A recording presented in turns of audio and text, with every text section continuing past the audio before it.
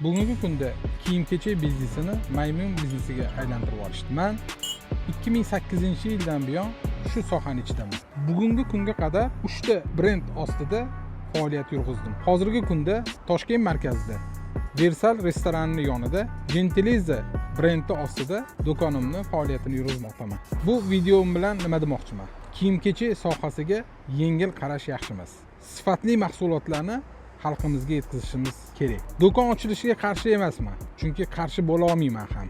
Ammo bu do'konlarni yurg'izishda eng avvalo sifatli mahsulotni olib kelishni maslahat beraman. Yordam kerakmi?